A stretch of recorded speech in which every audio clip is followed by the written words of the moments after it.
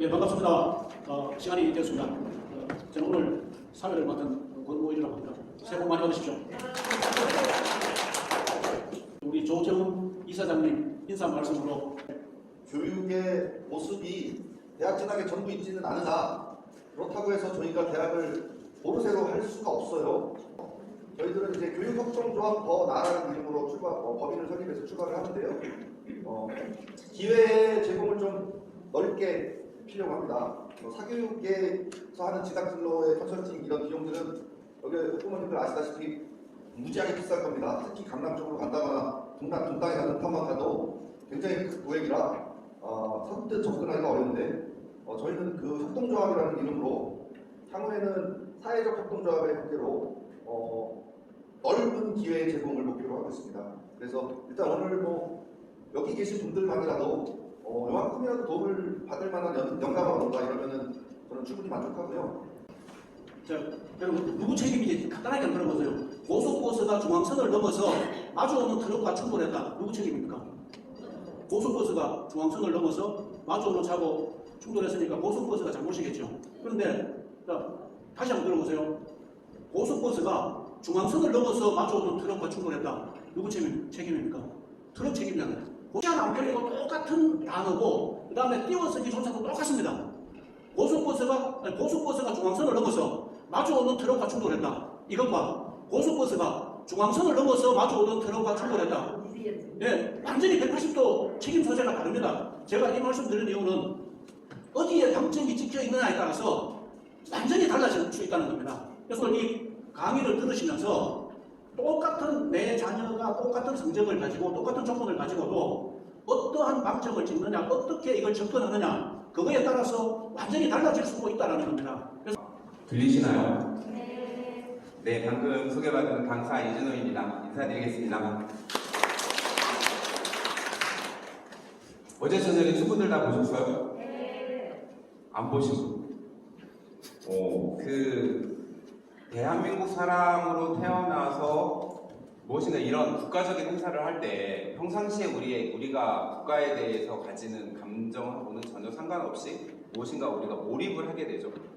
그리고 그 순간에 아마 마지막 인저리 타임이 시작되자마자 저희가 골을 넣었잖아요. 그러니까 우리나라가 90분씩 3경기를 뛰었으니까 270분 동안 4위였던 대한민국이 단 1분 만에 2위가 돼서 16강에 진출했던 순간을 우리 국민 모두가 보았죠. 바로 그것이 이제 기적이다. 누구는 이렇게 이야기를 하는데 그 순간까지, 그러니까 마지막 4위에서 2위가 되는 그 순간까지 굉장히 많은 사람들이 이거 뭔가 될 것 같아 이런 순간들을 보면서 그 순간을 지켜봤을 거라고 생각을 합니다. 경기 끝나고 새벽에 잠깐 눈을 붙였다가 한 6시쯤 깼는데 바깥에 이게 눈발이 내리더라고요. 오늘 하루가 굉장히, 그러니까 시작할 때, 어젯밤이라고 생각되는 시간대에 우리가 기적을 한번 보고, 그리고 또 새벽에 내린 눈을 보면서 되게 깨끗해지는 마음을 느꼈던 하루였던 것 같아요. 그래서 오늘 설명회를 한다라고 굉장히 오랫동안 준비를 했었는데, 많은 분들이 참석해 주면 정말 고맙겠지만 그렇지 못하더라도 우리가 시작을 미약하게 한다고 해도 저희에게는 아직까지도 해야 될 일들이 많고 대한민국은 3개의 경기로 16강이 되었지만 우리 앞으로 더 많은 그런 기회들을 가지고 학부모님들하고 뵈려고 노력을 할 것이고 그러한 노력의 과정에서 한 분 한 분이 오늘 설명회를 들으신 분들이 다음번 설명회 때는 한 분 더 모시고 오고 이럴 수만 있다라면 저희에게도 더 많은 그런 기회가 있을 거라고 생각을 합니다. 제가 이 설명회를 벌써 제가 한 횟수가 한 100번쯤 될 것 같아요. 근데 하고 나서 느끼는 건 이겁니다. 입시용어 진짜 어렵구나. 그래서 그 과정들에 대해서 들어도 매번 부모님들께서 입시 설명회를 가실 때는 뭔가 정보를 얻고 도움을 얻기 위해서 가시잖아요. 근데 듣고 나면 그냥 당연한 이야기, 어디에서 학교에서 선생님과 하는 이야기, 거기에서 크게 벗어나지 않는 이야기들을 많이 접해 오셨을 것 같아요. 오늘 그 앞에서 저희가 자료를 미리 나눠드려서 몇 분께서는 가지고 계시고 설명회를 들으실 텐데 여기에 나와 있는 숫자들, 이 숫자를 어떻게 배열하는가에 따라서 아까 사회자께서도 얘기하셨듯이 똑같은 말이 주어가 무엇이 되는가에 따라서 전혀 다른 문장이 되듯이 어머님들께서 그 숫자 속에 숨어있는 이야기들을 발견해 내신다라면 오늘 그 제 강의가 크게 도움이 되실 거라고 생각을 합니다. 제일 먼저 보셔야 할 것은 입시제도의 핵심은 결국은 우리가 대학을 가는 방법이에요.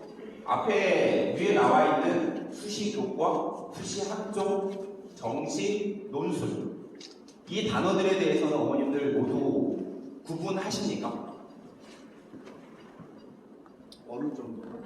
일단은 비율을 보면 전체 2023학년도 기준으로 봤을 때 수시 선발 비율이 여전히 78%. 그러니까 8명 중에 10명 중에 8명은 수시로 대학을 간다는 얘기고 20% 정도의 학생들이 정시를 가요. 그런데 그 전체 대학에선 이럼에도 불구하고 아이들이 가고 싶어 하는 이제 아래 제가 따로 분류한 서울 중요대 보통 우리가 15개 대학교라고 이야기하는 학교로 오면 이 숫자들이 달라져도 너무 크게 달라집니다. 전체의 44.2%를 차지했던 수시 교과가 16.2%로 떨어지고 그리고 20%였던 정시가 무려 40%로 올라가죠. 그리고 수시 학종에서는 22%, 23%였던 학종이 서울에서는 32%, 그리고 전국으로는 2%밖에 되지 않는 논술 전형이 서울 주요대 기준으로 하면 8.7%. 이 숫자들에서 무엇을 봐야 하느냐가 제일 중요할 것 같아요.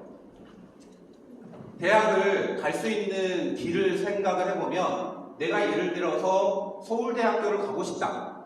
서울대학교를 가는 방법은 서울대학교는 교과 전형이 없으니까 그러면 종합전형으로 가거나 정시로 가거나 둘 중에 하나밖에 없습니다.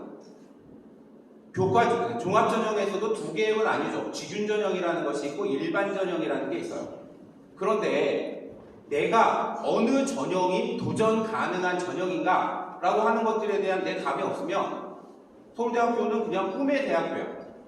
왜 서울대학교가 꿈이 돼버린 건지 우리가 보통 이야기하는 스카이, 그 다음에 서성한, 중경외식, 건동홍 이런 학교들을 이야기를 하는데 이게 제가 여기에 쓰여져 있는 서울 중요대겠죠? 여기에다가 이제 2대, 숙대를 합치면 딱 15개 학교. 이 학교를 우리는 보통 서울 중요대라고 합니다. 그 진행을 하기 전에 이거는 조금 부모님들께 여쭤보고 싶어서 지금 이야기한 스카이, 서성한, 중경외식, 건동홍 이렇게 얘기하는 학교 서열은 어떤 게 기준일까요? 혹시 내 앞에 계신 어머님 앞에 계신 분들 질문 받기 싫어서 앞에 안 있는다고 얘기하는데 그럼에도 불구하고 이 학교 서열이 무엇에 의해서 정해졌는지 혹시 아세요? 아시는 분 계십니까? 그러면 그 스카이야 우리가 스카이로 할 때는 고대가 앞에 있고 한글로 할 때 우리가 보통 서연고 얘기를 할 때는 연대가 앞에 오고 연대 고대는 왔다 갔다 뭐 이러는 것 같은데 도대체 이 순위가 무엇일까? 그 대학의 순위가 우리 아이들의 삶에 미치는 영향은 무엇일까? 이런 것들을 고민을 해야 되는데 처음에 대학에 대한 서열이 정해질 때의 기준은 사법고시 합격생 비율이었어요. 예전에 사법고시라는 것이 있을 때 지금 이제 사법고시가 없어졌죠. 그래서 사법고시 비율을 가지고 뽑았는데 전체 50%가 서울대생들이 사법고시의 합격생이었고 그리고 이제 연대고대를 합쳐서 한 10% 그리고 나머지 학교들이 60%를 학교들마다 몇 명씩 보내서 순위를 정한 거죠. 근데 사법고시가 없어지면서 새로운 기준이 필요하잖아요. 그럼 지금은 기준이 뭘까요? 지금은 기준이 뭘까요? 네? 뭘 것 같아요? 알려주세요. 네. 이 학교의 순위는 철저하게 문과 중심의 서열입니다. 문과 중에서도 경영학과의 순위예요. 그 학교에 경영대학교의 그 수준이 어느 정도에 있는가라고 하는 것들을 가지고 순위를 정해 놓은 겁니다. 그래서 스카이 서성한 중경외시라는 기준이 되어 있는데, 놀라운 거는 이제 서울에 있는 모든 대학교의 경영학과 모두 있으니까 그 순위가 정해지겠죠. 그런데 지금 이제 이과 학생 부모님 계십니까? 이과도 스카이 서성한이 이과의 순위일까요?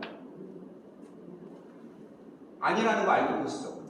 이과는 이미 설가포라고 하는 서울대학교, 카이스트, 포스텍, 이 세 개의 학교가 오히려 연대고대보다도 더 위에서 가장 먼저 앞서는 학교들이에요. 그러니까 우리가 흔히 알고 있는 어떤 대학의 순위라는 것과 어떤 과를 중심으로 하는가에 따라서 대학의 순위는 달라져요. 여기가 사실은 우리가 가장 먼저 바라보아야 할 지점입니다. 어떤 과를 가는데, 예를 들어서 경희대학교를 가고 그 다음에 홍대를 간다. 일반적으로 생각을 한다면 대학의 순위상 경희대학교와 경영대를 중심으로 한 경희대학교가 위에 있다는 얘기잖아요. 그죠? 그런데 모든 과가 그럴까요? 아주 단순하게 여기 건축 쪽을 생각하는 친구들이 있을지는 모르겠지만, 대한민국의 과를 건축과를 중심으로 순위를 매기면 우리가 이야기하는 스카이 서성한 모두 무너집니다. 어떻든 서울대학교가 모든 영역에 있어서 서울대가 갖고 있는 과는 모든 영역이 가장 위에 있죠. 위에 있겠지만 건축학과만 예를 들면 홍대는 대한민국에서 세 번째 손가락 안에 들어가는 학교예요. 그러니까 내가 진로라는 것을 중심에 놓고 대학을 바라봐야 하는데, 학부모 설명회를 오시는 부모님들조차 대학을 바라볼 때 여전히 그냥 사회에서 이야기하는 어떤 대학의 순위에 머물러 있다라는 것. 이것이 우리 입시의 비극이에요. 그리고 또 이 비극 때문에 우리한테 거꾸로 기회가 열릴 수 있습니다. 다시 말하면 건축학과를 가고 싶어하는 친구들이 예를 들어 아까 홍대를 제가 예를 들었으니까 공익대학교 건축학과보다 위에 있는 학교들을 더 많이 선호를 한다는 거예요. 그 학교를 나와서 그 이후에 자신의 삶이 어떻게 갈 것인가를 먼저 생각하는 것이 아니라 일단은 학교 이름을 먼저 생각하니까. 그런데 처음부터 내가 그래 홍대 정도의 점수라면 홍대를 가기 위해서 어느 정도의 점수와 어느 정도의 스펙이 나한테 필요하다라고 하는 것을 알고 출발한 친구라면 홍대 건축학과를 가기 위한 그런 준비들이 얼마나 더 수월해질 것인가. 처음부터 홍대 건축학과를 생각한 친구와 그냥 나중에 성적 봐서 쓴 친구는 달라도 아주 다를 겁니다. 우리가 입시를 바라볼 때 볼 것은 숫자들에 대한 영역들도 있겠지만, 내가 어떠한 진로를 고민하고 있는가, 그리고 그러한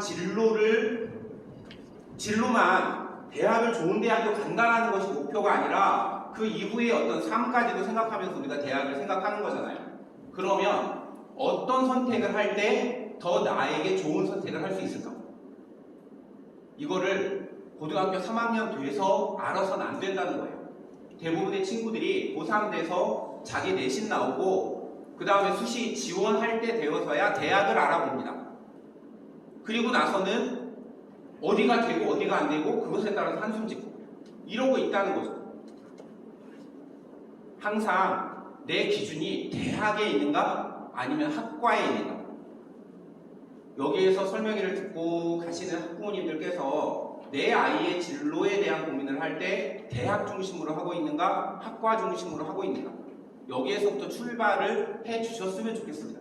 그래야만 우리 아이들이 행복한 어떤 진로에 대한 자기 노력들, 그리고 그것을 모아서 나중에 대학을 갔을 때 행복할 수 있어요. 대학 이름만 따라가지고 가는 경우에 정말 아이들이 대학 가서 얼마만큼 적응하는가, 이런 문제도 우리한테 고민되는 문제 아닙니까? 제가 입시를 10여 년 가까이 하면서 기적적인 그런 입시를 아이들하고 성공한 경우들이 제법 많아요.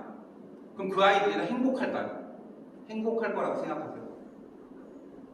그 아이들 중에 한 30%의 아이들, 그러니까 자기가 원래 가지고 있던 것보다 한 2단계 이상 높은 학교를 간 애들은요, 대학 들어가서 첫 번째 중간고사 때 좌절이라는 거예요. 자기가 그동안 경쟁했던 아이들하고 전혀 다른 아이들하고 경쟁을 하고 있다는 거고, 특히 내신 성적이 2점대 안쪽, 2점대 초중반이어서 소위 스카이 서성환이라는 학교를 간 친구들은 대학 들어가서 1학년 때가 적응이 안 되는. 왜? 그 과마다 보면 소위 특목 자사고 출신 아이들이 전체의 한 20-30%의 아이들이 있거든요. 그 아이들이 보이는 퍼포먼스, 그 아이들의 성취를 따라갈 수가 없는 거예요. 그러니 출발점이 달라져 버리는 거죠, 대학에 가서. 그래서 거의 옛날에 여기 계신 분들 중에 학력고사 세대가 얼마나 계실지 모르겠는데, 대학 다니면서 대학의 낭만이라는 걸 얘기하는 시대가 이미 지나버렸다는 거예요. 그래서 오히려 아이들이 입시를 치룰 때는 입시만 통과하면 나는 행복해질 수 있어 라고 생각할지 모르겠지만, 오히려 입시를 치르고 대학생이 되어서 불행을 호소하는 친구들이 너무 많다. 이런 것까지도 우리는 생각하면서 아이들의 진로에 대해서 이야기할 수 있어야 돼요. 그러려면 가장 먼저 고민해야 될 것은 나에게 진로가 있는가입니다. 내가 하고 싶어 하는 게 도대체 뭐야? 그것을 하기 위해서 예체능처럼 거기에 대한 특별한 기능이 필요할 경우가 있겠죠. 근데 그럴 경우를 제외하면 사실은 어떤 분야든 간에 내가 못할 건 존재하지 않아요. 못할 게 존재하는 것이 아니라 어떤 거 해야 내가 좀 더 기분 좋게 거기에 대해서 관심을 갖고 할 수 있는가를 찾아야 하는데, 진로에 대한 고민을 할 때도 아이들이 묻잖아요. 엄마, 어느 학교, 어느 과를 가야 취업이 잘 돼?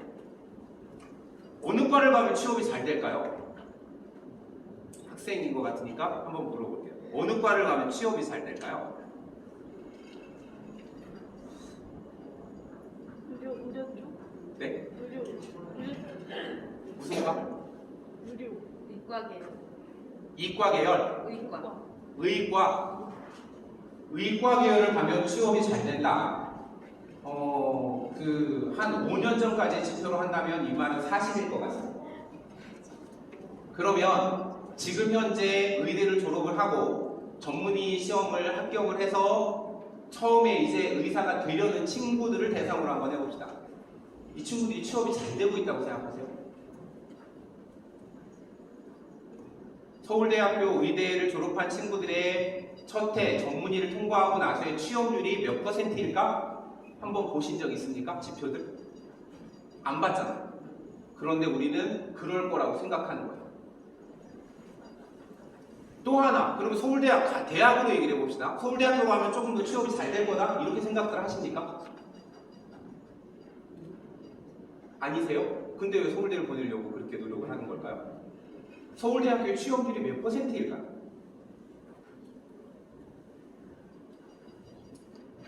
서울대학교 취업률은 해마다 50%를 넘긴 해가 거의 존재하지 않습니다. 취업률로만 따지면요, 오히려 우리 주변에 있는, 여기 오산대가 우리 주변에 있지 않습니까? 오산대 취업률은 거의 90% 이상 돼요. 그러면 취업이 고민도 아닌 것 같아요. 그죠? 이게 하나하나 따져보면 도대체 우리가 좋은 대학을 가려고 하는 이유가 무엇이고, 그 다음에 과에서도 조금 더 사회에서 이야기하는 여학생들의 경우에는 많이 선호하는 간호학과니까 간호학과를 가겠다고 하는 거겠죠? 간호학과를 나오면 취업이 잘 돼? 잘 될 수도 있죠. 취업은 내가 종합병원을만을 생각하지 않으면 취업은 잘 될 수도 있습니다. 그런데 그 친구들의 이직률을 살펴보셨어요? 간호대를 나와서 첫 해에 이 친구들이 어딘가에 취업을 하고 얼마의 이직률을 갖는가? 직업에 대한 만족도가 떨어진다는 얘기잖아요. 그죠? 그런데도 왜 우리는 간호학과, 의대 이쪽을 가면 조금 더 취업이 잘 될 거라고 생각을 하는 걸까? 사회가 변해가고 있는데, 사회에서 사회의 변화와 생기고 있는 일자리와 앞으로의 미래가 달라지고 있는데, 우리는 여전히 부모님들께서 특히 여기 학생들도 와 있지만 부모님들이 와 계시니까요. 부모님들이 고민을 안 하시는 거예요. 내가 학교 다녔을 때 내가 부모님들한테 이런 얘기합니다. 대학 어디 가도 상관없어. 서울대 간 놈도 지질이 공상으로 사는 놈 있고, 내 친구 중에 어떤 놈은 고등학교 졸업하자마자 취업해가지고 가게 차려서 떵떵거리고 사는 애 있어. 응? 혹은 그 반대의 경우, 아무리 그렇게 해봤자 돈 많이 벌어도 그 서울대 간 놈이 결국은 이기더라. 그러니까 지금 힘들어도 그렇게 가야 된다. 과에 대해서도 마찬가지라는 거예요. 현재의 세상을 반영하는 정보가 아니라 내가 경험해왔던 세상에 대한 정보를 가지고 아이들에게 우리가 대화를 하고 있다는 거예요. 그러다 보니 아까 제가 건축과 얘기를 했지만, 건축과라는 얘기를 하면 어느 대학교를 가는 것이 나에게 가장 맞을까? 내가 하고 싶어하는 건축의 종류에 따라 달라져야 합니다. 내가 도시건축이나 이런 쪽을 생각한다면 서울대 가는 것보다는 시립대를 가야 합니다. 시립대는 기본적으로 도시건축이라고 하는 것들에 최적화된 건축학과예요. 오히려 요즘에 얘기하는 에너지 관련한 그런 건축, 이런 것들을 생각을 한다면 당연히 홍대를 가야 합니다. 근데 우리가 그런 정보까지를 얻지를 못하니까 그냥 건축학과 그러면 쭉 줄 세워놓고 내성적으로 갈 수 있는 거. 마찬가지로 스카이 서성한 순서대로 내가 어떤 그 입시를 치르겠죠. 제가 이 이야기를 먼저 바탕에 깐 이유는 제가 이제부터는 굉장히 많은 숫자들을 보여드릴 거예요. 이 숫자들을 보시면서 어떤 곳에 기회가 있는가라고 하는 것들을 철저하게 봐주시기를 바라기 때문입니다. 아까 처음에 교과와 학종과 정시, 그 다음에 논술에 대한 이야기를 했지만 아이들이 대학을 갈 수 있는 길은 여기저기 있는 것 같아요. 하지만 정시는 사실 저 정시가 지금 여기에서 듣고 있는 학생들, 오산에서 공부를 하는 친구들이 스카이 서성안을 가기 위해서 정시에서 어느 정도의 점수를 받아야 될까? 100분위 기준으로는 285점. 285점이면 한 적이당 5점 정도 깎일 수 있는 거니까. 그러면 1등급이 받았을 때가 96%잖아요. 그러면 3개를 다 1등급 바닥으로 받으면 12점이 깎이니까 288점이 돼요. 그 288점이 정시에서 소위 스카이, 커트라인입니다. 다시 말하면 등급에서 1등급을 못 받거나 거기에다가 또 100분위로는 되는데도 불구하고 표점을 기준으로, 표준점수라는 말을 아셔야 될 텐데, 표점은 아이들의 그 과목에 대한 평균 점수를 기준으로 해서 점수를 환산해 주는 겁니다. 아이들 평균이 80점인데서 100점을 맞은 경우와 50점일 때 100점을 맞은 점수가 달라지는 거죠. 그러니까 내가 과목 선택을 할 때 평균이 80인 과목을 선택을 해서 1등급을 했어. 그거와 평균이 50인 과목에서 1등급을 했어. 표준 점수가 어떻게 될까요? 굉장히 크게 차이가 나겠죠. 아시는 분들이 그 입시에서 있을 수 없는 일이 일어난 게 2019년도 입시였습니다. 2019년도에서 자연계에서 수능 만점을 받은 학생이 서울대학교 의대를 탈락을 했습니다. 굉장히 유명했던 거라, 기사가 났던 거라 찾아보시면 보실 수 있어요. 아니 만점을 맞았는데 정시는 어차피 점수로 가는 데 아닙니까? 근데 왜 탈락했을까요? 서울대학교는 100분위와 표준 점수를 쓰기 때문입니다. 그런데 이 친구가 선택했던 이과 선택 과목들이 표점이 낮은 과목들, 지구과학을 끼워서 1등급을 만점을 맞았는데 당시 지구과학 표점 만점과 물리 2 표점 만점이 무려 12점이 차이가 났습니다. 그러니 탈락을 하죠. 입시를 바라볼 때 어떤 것에 경쟁력을 만들어야 하는가들을 이런 숫자들을 하나하나 볼 수 있을 때 입시의 성공이라고 하는 것이 달라진다는 것들을 좀 먼저 말씀을 드리고 싶습니다. 이제부터는 좀 빠르게 숫자들을 넘어가려고 합니다. 제가 이제 교과, 종합, 그 다음에 정시에 대한 얘기는 조금 전에 이미 드렸으니까, 정시는 수능 성적을 얘기할 때 우리가 보통 얘기하면 등급 이런 얘기 하지 않습니까? 근데 정시는 등급하고는 전혀 상관없는 전형이에요. 정시는 100분이 아니면 표준 점수를 가지고 대학을 가야 되기 때문에 이에 대한 이해를 명확하게 하는 것들이 굉장히 중요합니다. 그리고 이 반영 형식을 이해하지 못하면 결국은 정시에서는 시험을 잘 보고도 떨어지는 그런 경우들이 많이 존재할 수 있다는 것이죠. 그리고 위에 있는 학생부 교과와 종합, 이거는 교과 전형은 제일 중요한 게 내신 성적이겠죠. 내신 성적 가지고 줄을 세우는 거니까. 그러면 어떤 과의 커트라인이 1.5야 작년에. 근데 내가 지금 올해 1.4를 맞고 있어요. 그러면 써도 되는 걸까? 작년에 1.5였으니까 올해 1.4면 당연히 쓸 수 있죠. 확률은 90% 이상일 거. 그런데 여기에서 반드시 살펴봐야 될 것이 뒤에 있는 두 가지의 기준이에요. 그 학교가 수능 최저가 있다가 없어졌거나 혹은 없었는데 생겼거나 이런 것들에 따라서 커트라인의 점수 변화가 굉장히 심해지거든요. 그 다음으로 꼭 봐야 될 거는 모집 인원의 차이입니다.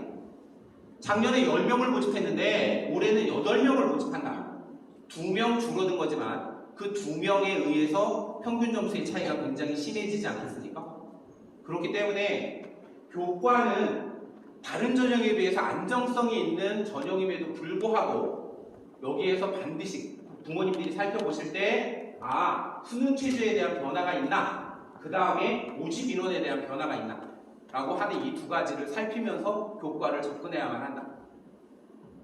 두 번째, 학생부 종합은 제가 오늘 주로 설명드릴 게 이 전형이니까 이 전형에서 지금 나와 있는 이 네 가지의 말, 이 네 가지의 말을 외우지 못하고 이해를 못하면 학생부 종합전형 하면 안 된다.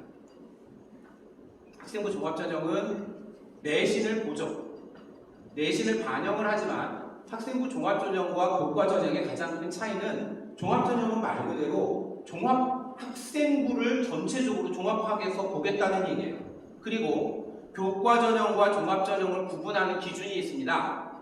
교과 성적 반영 비율이 그 학생들 모집할 때 교과 성적 반영 비율이 50%가 넘지 않으면 교과 전형이 아니에요. 그래서 교과 전형은 무조건 교과 성적을 50% 이상 반영하면 교과 성적으로 가는 거고요. 그러니까 다른 말로 하면 종합 전형은 아무리 교과 성적 반영 비율을 높인다고 하더라도 50%를 넘지 못한다는 얘기죠. 그리고 대부분의 학교들은 30% 정도를 반영합니다. 그러면 내가 100점 만점에 달리기를 할 때 성적에 의한 건 30%라는 거예요. 만점을 가진 친구를 해봤자 300점일 거고 내가 거기에서 점수를 많이 못 받았다고 해도 최소 200점을 갖고 출발하지 않겠어요?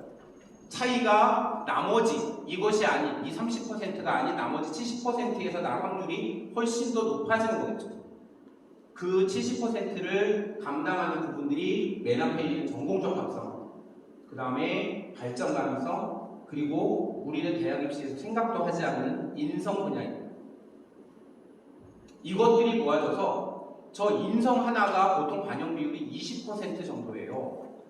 그러면 학업 성적에서 내가 1등급을 한 친구와 3등급을 한 친구의 차이는 20% 이상 벌어지지 않을 거 아닙니까? 그죠? 300점 만점으로 한다면 1등급이 300점이라면 3등급을 한 친구는 최소한 250점 맞았겠죠.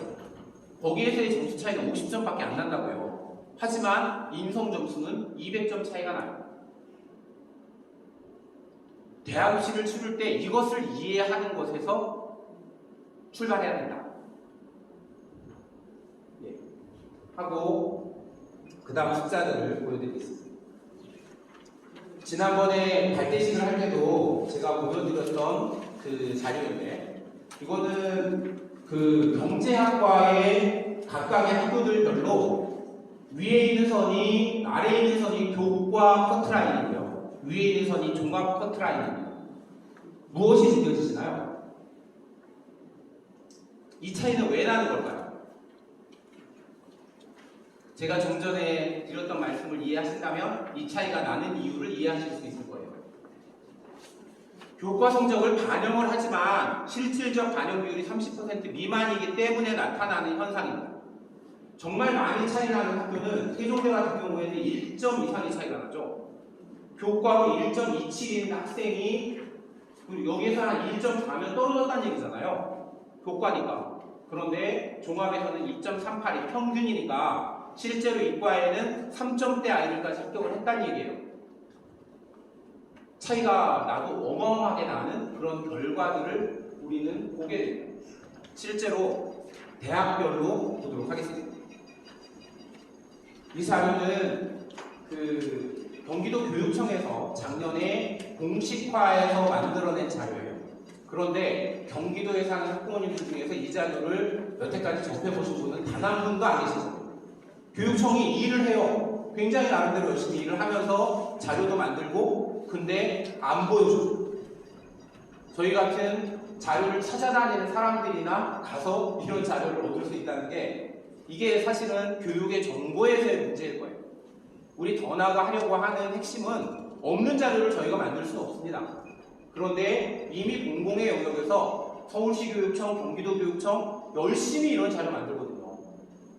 근데 만들고 자기들만 봐요. 아무도 모르고. 심지어 이 자료들은 학교 선생님들에게 배포가 됩니다. 그런데 학교 선생님들한테 오늘 이거 들으시고 나서 학교 선생님들한테 이 자료 본 적 있냐고 한번 물어봐보세요.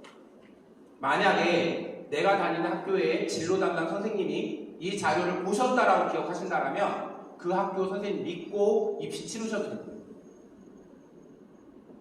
안 보시는 게 문제죠. 자, 이 자료가 중요한 거는 맨 앞에가 이제 평균이고요. 그 다음에 25%는 합격자 상위 25% 성적, 그 다음에 중앙과 75% 최저를 나눠내는 겁니다. 교과이기 때문에 평균이 2.2인데 중앙값을 기준으로 25%, 75%의 값의 변화가 크지 않죠. 그죠? 서울대만 본다면 중앙값이 1.19이고 1.11, 1.32 이 정도의 아이들이 합격을 했다라는 이야기입니다. 연대 무대로 하면 조금 성적이 평균이 서울대보다 좀 낮아지는 것들을 보실 수 있을 거예요. 이유는 서울대학교 지규는 여기 교과에다가 써놨지만 사실은 서울대 지규는 교과 전형이 아닙니다. 기본적으로 종합 전형이고 우리가 보통 학교에서 학교당 2명의 추천 인원을 받고 그 아이들끼리 경쟁해서 뽑는 그런 전형이다 보니까 경쟁률이 굉장히 낮죠. 그래서 평균이 높은 거고요. 연세대 추천형은 5배수, 고려대 추천형 5, 전체 인원의 5%, 그 다음에 고려대는 4%. 전교생이 300명이면 300명의 4%면 12명이죠. 그러면 어느 학교에서 고려대학교를 추천할 수 있는 인원이 12명이란 얘기예요. 근데 보통 그렇게 추천하지 않죠. 아이들이 추천해줘도 못 가는 그런 부분들이 있기 때문에. 그 연세대 추천형이 서울대보다 낮은 아주 단순한 이유는 뭐냐면 저 밑에 75% 선에 가면 차이가 더 심해지잖아요. 그리고 최저로 가면 막 2점 중반대 애들까지 붙었다라는 그런 자료죠. 그걸 가능하게 한 거는 맨 위에 나오는 면접 때문에 그렇습니다. 고려대학, 연세대학교는 면접을 보는데 그 반영 비율이 무려 40%. 그리고 그 면접의 형태가 구술 면접입니다. 자, 이제 구술이라는 단어가 나왔습니다. 구술이라는 단어가 혹시 뭔지 아는 학생? 학생들이 한 2~3명 있는 것 같아서. 저쪽 남학생, 구술이 뭔지 알아요? 구술 면접. 들어봤어요? 면접을 보러 가면 우리가 보통 어디 가서 보면 자기소개해봐라 뭐 물어보고 하는 그런 면접을 일반 면접이라고 합니다. 인터뷰형 면접. 구술은 어떤 상황이나 어떤 문제를 풀게 하고 그거에 대한 답을 시험지에다 써서 내는 게 아니라 교수하고 같이 문답으로 풀어내는 겁니다. 이 구술 면접 중에 가장 유명한 면접이 조금 이따가 제가 종합해서 보여드리겠지만 서울대학교의 일반 전형에서 보는 구술 면접입니다. 근데 이 구술 면접을 연세대학교는 입문 과정에서 해요. 그럼 여기에서 뭘 물을까요? 구술 면접에서. 이과 학생들의 경우에는 100% 수학 문제 하나, 그 다음에 과학 탐구 영역에서 문제 하나, 그 다음에 일반적인 상식 영역에서 3개의 문항을 묻습니다. 실제로 거기서 문제를 푸는 거예요. 한 20분 정도 문제 풀 시간을 줘요. 그래 놓고 그 풀이 과정을 면접을 통해서 밝혀내지 못하면 안 되는 거죠. 준비가 안 된 친구들은 이거 못 보겠죠. 고려대학교가 마찬가지로 이렇게 높은 것은 고려대학교는 그 교과 전형과 종합 전형을 불문하고 수능 최저가 가장 높은 학교가 고려대학교입니다. 그래서 저 뒤에 보면 3합 5라는 말이 써져 있잖아요. 3개 영역에 합산해서 5등급 이내여야 한다. 그러니까 2등급, 2등급, 1등급 이렇게 돼야 된다는 얘기죠. 그리고 거기에도 3개 영역에 영어를 낑겨주진 않습니다. 영어가 1, 2등급 받기가 좀 쉬운 건데 영어를 안 껴주니까 그러면 국어, 수학, 한글을 가지고 저걸 맞춰야 되거든요. 그러니까 그 굉장히 높은 종합에서는 4합7이니까 더 높죠. 이때는 뭐 완전히 저길 텐데 아무튼 그러함에도 불구하고 수능 최저를 통과하고 내신이 좀 낮아도 붙을 수 있다 라는 점에서 이 숫자들을 보는데 이 3개 학교의 숫자들 잘 기억해 주십시오. 부모님들. 여기가 스카이라인입니다. 자, 서성안을 보겠습니다. 보기 전에 이 학교들이 종합전형을 먼저 보여드리고 합니다. 눈으로만 보시고요. 교과를 먼저 보시고 종합끼리 하는 게 나와서 서울대 종합보다 이제 서성안의 교과 점수를 한번 보세요. 평균 점수가 서울대학교보다는 낮은데 아까 보셨던 연대 고대보다 여기에 평균 점수가 높다는 거 지금 보이십니까? 부모님들의 기억력의 문제겠지만 저 75% 라인 혹시 기억하세요? 어디가 높습니까? 서성안이 고대, 연대보다 커트라인 높습니다. 왜 그럴까요?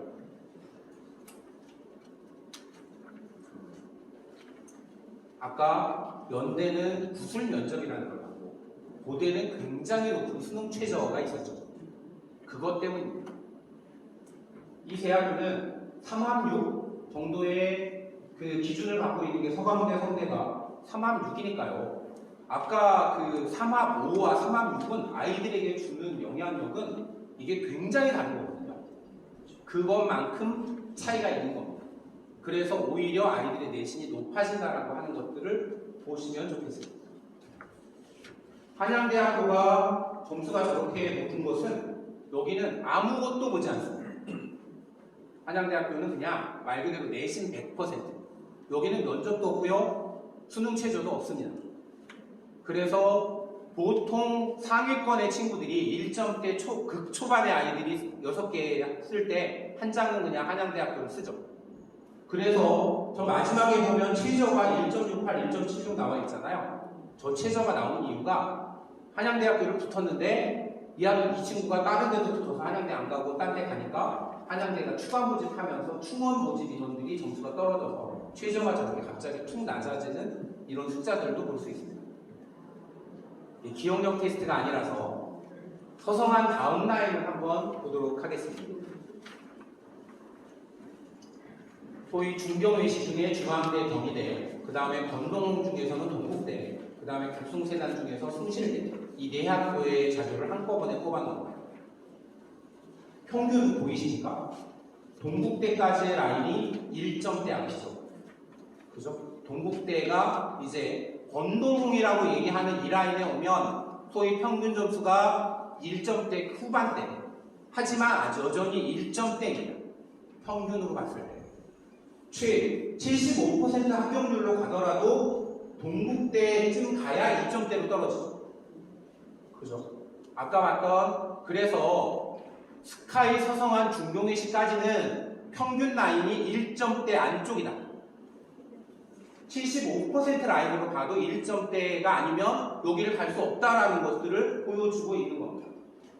그러면 내가 한 2.3쯤 됐으면 나는 스카이, 서성한, 중경외시 바깥으로 가야 돼? 바깥으로 가야 할까요? 아까 고대, 연대에서 그 점수의 아이들이 붙었던 것들도 봤었죠. 물론 최저로는 그 정도로 간 아이들이 있다고는 나오지만 어떤 입시를 치를 때 저 최저를 보고 입시를 치러서는 안 되죠. 자, 교과 전형에서의 이런 일들이 종합 전형에서는 어떻게 차이가 나는지 다시 한번 돌아보겠습니다. 교과 전형을 정리하면 스카이, 서성한, 중경외시까지는 1점대이다. 75% 합격 라인을 중심으로 보더라고요. 그 다음에 건동홍 라인쯤 와야 2점대로 떨어지고 북숭세단 라인으로 가야 2점대 중반대로 떨어지더라. 이것을 머릿속에 일단 넣어주세요. 종합으로 왔더니 서울대학교가 인문은 1.92까지 떨어지네요. 75% 라인이 2.4. 어떤 숫자입니까? 이 숫자가. 아까 어디 합격 라인이었죠? 2.4면 북숭세단 라인이었지 않습니까? 교과로는 북숭세단 라인에도 걸릴 수도 있고 떨어질 수도 있는 그 숫자가 종합전형 75%에서 서울대에서 나오고 있다는 거예요. 물론 이과는 조금 더 높고 그 다음에 연세대, 고려대도 보면 문과는 2점대 초반 중반, 이과는 1점대 후반. 문이과가 조금 다르기는 하지만 2점대의 숫자들이 여기서부터 나타나기 시작을 하죠. 자, 서성한 라인. 서성한 라인은 75% 라인에서 서강대, 성대 모두 2점대. 그 다음에 문과에서는 물론 성대와 한양대가, 성대 한양대가 1점대가 나와 있기는 하지만 아까 교과에서는 오히려 연대, 고대보다 이 서성한 라인이 높았던 것들을 기준으로 보신다면 종합 라인에서는 뚝 떨어져 있다라고 하는 것들이 눈에 보이실 거예요. 그런데 서성한의 종합 라인이 이렇게 오히려 연대, 고대에 비해서 떨어지지 않는 이유들은 연대, 고대는 종합에서도 면접이라는 걸 보고 구술을 하고 하는데 이 서성한 세 학교가 입시에서 굉장히 독특한 특색을 갖고 있습니다. 이 세 학교는 면접도 없고 그 다음에 이 중에 성균관대학교만 작년까지 자기소개서가 있었고 내년 이후부터는 자기소개서가 사라지거든요. 그러니까 종합전형이라고 말을 하지만 실제로는 거의 교과전형에 가까워요. 면접을 안 보니까 자기소개서도 안 써요. 그래서 커트라인이 이렇게 높아져 있다. 이제 우리가 좀 더 현실적인 라인이라고 생각하면 김경래시, 그 다음에 권동호, 북숭세단 라인으로 내려와서 75% 라인으로만 보겠습니다. 종합전형에서의 75% 라인이 이제 2.4, 2.37, 2점대 중후반. 동국대까지로 떨어지니까 2점대 후반, 숭실대까지 떨어지니까 이제 드디어 3이라는 숫자가 나타나기 시작을 합니다. 그러면 생각을 해보세요. 내가 3.06 정도의 내신을 받는다면 아마 과목별로 2등급 받고 3등급 받고 어쩌다 4등급 받는 것도 있고 이런 정도의 친구일 거예요. 그죠? 잘하는 과목에서는 뭐 2등급도 나오고. 그러면 3등급 정도 받는 친구면 반에서 하는 등수로 치면 한 10등? 지금 한 30명 정도 되는 아이들? 그 생각을 해보세요. 내가 반에서 10등에 지금. 근데 북숭세단을 갈 수 있다라고 생각을 합니까? 안 하잖아. 왜 안 하는 걸까? 그것도 또다시 숭실대에서 답을 찾아야 합니다. 다시 75% 라인은 3.25잖아요. 하지만 평균은 3.35, 25% 중앙값은 2.75입니다. 중앙값이 2.75라는 건 보통의 학생들이 대학을 쓸 때 이 라인을 보고 쓰거든요. 중앙값 숫자를 보고. 그러니까 내가 2.75보다 뒤에 있다고 생각하면 아예 쓰지도 않아요. 그리고 또 2.75 안으로 썼으면 그럼 붙어야 되는데 붙을까에 대한 것들이 중요한 겁니다. 다음 자료를 보시겠습니다. 2022학년도 경희대 종합합격자의 성적 분포입니다. 잘 안 보이시죠? 네. 그래서 제가 확대를 해서 올려드리겠습니다. 이게 뭐냐면요. 그냥 검은색, 빨간색은 구분 되시죠? 검은색은 합격자들의 분포예요. 빨간색은 그럼 뭘까요? 불합격자들입니다. 이 숫자에서 이게 보이세요? 이 프랑스어가 한번 보겠습니다. 요 맨 앞에 있는 얘가 2등급선이, 이게 2등급선이니까 1점대 내신을 받았다는 얘기잖아요. 근데 이 친구가 지금 합격인데, 여기 말고, 여기를 철학과에 요 2등급 안에 검은색이 하나라도 보이세요? 안 보이죠? 그러면 여기가 숫자로 보면 이게 한 10개 정도의 숫자거든요. 10명이 다 떨어졌다는 거예요.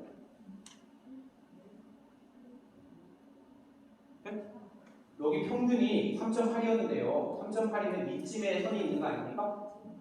그런데 이 앞에 1등급, 2등급짜리들이 다 떨어진 거죠. 지금. 네? 합격자들의 숫자로 보면 오히려 요 앞에 이게 하나, 둘, 셋, 넷, 다섯, 여섯, 일곱, 8개 정도, 뒤에가 12개. 이과를 합격한 애들의 경우에는 오히려 평균보다 낮은 애들이 대거 합격을 하고 이 앞에서도 뭐 분포가 그렇죠. 아마 이과가 평균이 지금 3.8이잖아요. 3.8이면 3.8보다 앞에 내가 2.5여서 경희대학교 철학과를 썼던 친구가 붙었을 확률이 높다는 거예요. 지금 떨어질 확률이 높다는 거예요. 떨어질